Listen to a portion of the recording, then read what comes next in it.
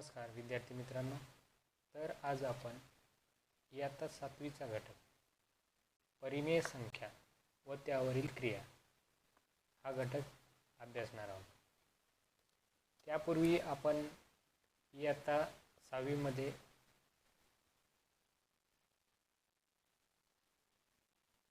पाहिलेला संख्येचा प्रकार किंवा संख्या समूह होता तो म्हणजे नैसर्गिक संख्या. तर आपण नैसर्गिक आहे परत आपण पाहू. नैसर्गिक संख्या आपण पाहिलं होतं, त्याच्यामध्ये नैसर्गिक संख्या म्हणजे मोज संख्या, ते आपण इयत्ता 6वीमध्ये पाहिलं होतं. त्याच्यामध्ये येतात 1, 2, 3, 4, 5 असं अनंतापर्यंत. तर त्याला म्हणायचं नैसर्गिक संख्या किंवा मोज संख्या. त्याच्यानंतर आपण दुसरा संख्या समूह पाहिला होता तो म्हणजे पूर्ण संख्या. तर नैसर्गिक संख्येमध्ये जर आपण 0 मिळवलं तर त्या झाल्या पूर्ण संख्या. म्हणजे पूर्ण संख्येमध्ये येणार 0, 1, 2, 3, 4, 5 असं कुठपर्यंत? अनंतापर्यंत. मग सर्वात लहान पूर्ण संख्या कुठली म्हटलं तर सर्वात लहान पूर्ण संख्या 0 येईल आणि सर्वात मोठी पूर्ण संख्या आपल्याला सांगता येणार नाही. त्या प्रकारेच नैसर्गिक संख्या जर विचारली, सर्वात लहान नैसर्गिक संख्या, तर आपण 1 म्हणू शकतो. आणि सर्वात मोठी नैसर्गिक संख्या जर विचारली तर आपल्याला ती सांगता येणार नाही. त्याप्रमाणेच नंतर आणखीन एक संख्या समूह पाहिलेला होता आपण, तो म्हणजे पूर्णांक संख्या. तर नैसर्गिक संख्यामध्ये जर आपण 0 ॲड केलं तर त्या झाल्या पूर्ण संख्या. आणि पूर्ण संख्येमध्ये -2, -1, -2, -3 असं अमर्याद अनंतापर्यंत जर ॲड केलं तर त्या झाल्या पूर्णांक संख्या. म्हणजे पूर्णांक संख्यामध्ये येणार 0 आणि धनसंख्या 1, 2, 3 असं अनंतापर्यंत, आणि 0 आणि ऋणसंख्या -1, -2, -3 असं अनंतापर्यंत. तर आपण इयत्ता 6वीला हे संख्या समूह पाहिली होती. तर आता पूर्णांक संख्येलाच आपण कशा पद्धतीने लिहू शकतो हे आता आपण पाहू. तर 4, तर 4ला आपण काय 12/3 असं लिहू शकतो. कारण 12/3 म्हणजे 3 1 3, 3 चौक 12, म्हणजे 12/3चा भागाकार किती येतो 4. म्हणजेच आपण 4 बरोबर 12/3 असं आपण अंकामध्ये पूर्णांक संख्येला लिहू शकतो. कुठलीही पूर्णांक संख्या त्याचे एक छेदस्थानी 1 असतो, तो आपण आवश्यकता असेल तेव्हा लिहू शकतो, नाही लिहिलं तरी पण 1 असतो. म्हणून 7 बरोबर काय तर 7/1 ही पूर्णांक संख्या आपण 7 ही 7/1 अशी लिहू शकतो. आता -3 पण पूर्णांक संख्या, मी सांगितलं पूर्णांक संख्येच्या छेदस्थानी 1 असतो. मग आता -3 आपण कसं लिहू शकतो? -3/1. त्याप्रमाणे आपण 0 हे 0/2 असं लिहू शकतो. तर या पूर्णांक संख्या आपण m/n या स्वरूपात आपण लिहिल्या आहेत. तर आता पाहू आपण परिमेय संख्या. परिमेय संख्या कशाला म्हणायचं? आता त्या अगोदर काय पाहू आपण, इकडे पहा. नैसर्गिक संख्या. नैसर्गिक संख्या सुरुवातीला आपण पाहिल्या, तर त्या नैसर्गिक संख्येचा समूह होता. तर नैसर्गिक संख्येमध्ये 0 ॲड केल्यानंतर काय झाल्या त्या पूर्ण संख्या झाल्या. नंतर पूर्ण संख्येमध्ये आपण -1, -2, -3 ॲड केलं, नंतर त्या काय झाल्या पूर्णांक संख्या झाल्या. तर याच्या पुढे जाऊन आणखीन एक संख्या समूह येतो. हे सर्व नैसर्गिक संख्या, पूर्ण संख्या, पूर्णांक संख्या या सर्वांचं मिळून, या सर्व संख्या त्याच्यामध्ये मिळून जो संख्या समूह तयार होतो त्याला परिमेय संख्या म्हणायचं.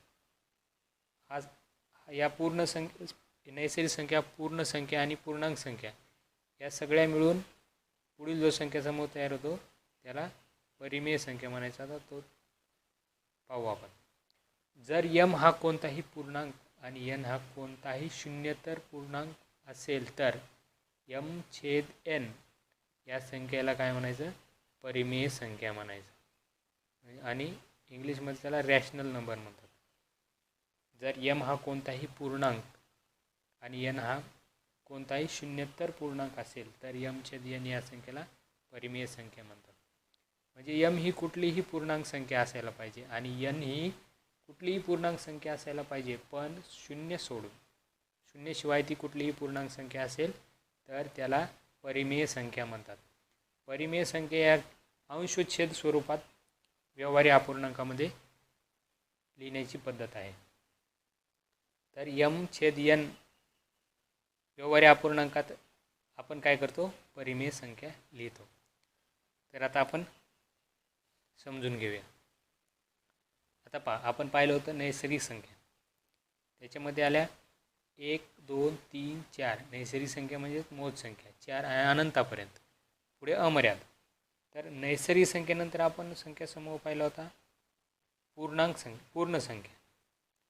तर नैसर्गिक संख्या आणि त्याच्यामध्ये शून्य मिळवला तर त्या काय होत्यात? पूर्ण संख्या. पूर्ण संख्येच्या नंतर आपण पाहिलं होतं पूर्णांक संख्या.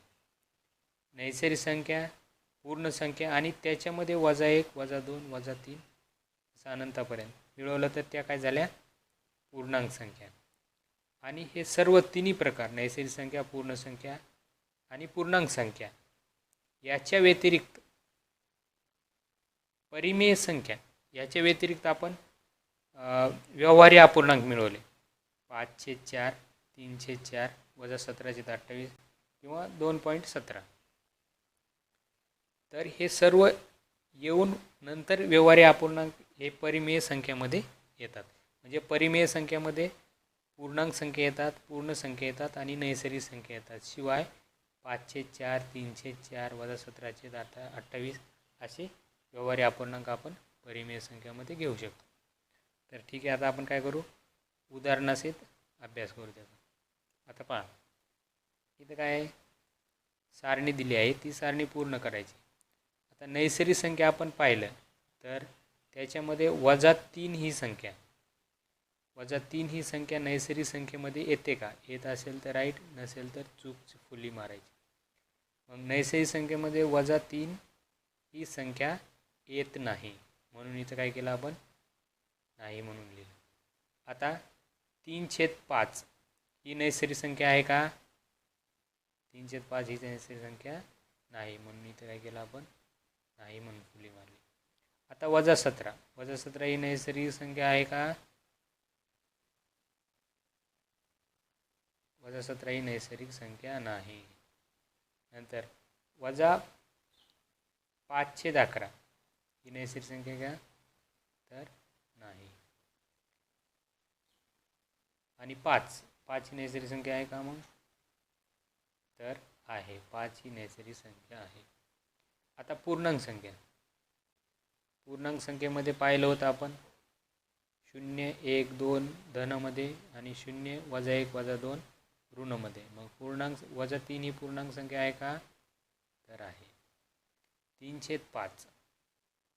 तर आता 3/5 ही पूर्णांक संख्या आहे का? नाही. 3/5 ही पूर्णांक संख्या नाही. नंतर -17 ही पूर्णांक संख्या आहे का? आहे. त्यानंतर -5/11 ही पूर्णांक संख्या आहे का? तर नाही. नंतर 5 ही पूर्णांक संख्या आहे का? तर आहे. आता त्याप्रमाणेच -3 ही परिमेय संख्या आहे. 3/5 ही परिमेय संख्या आहे का? आहे. -17 ही परिमेय संख्या आहे का? -17 परिमेय संख्या आहे का? आहे. -5/11 ही परिमेय संख्या आहे का? तर आहे. नंतर 5 ही परिमेय संख्या आहे का? तर उत्तर आहे. तर अशा पद्धतीने आपण परिमेय संख्या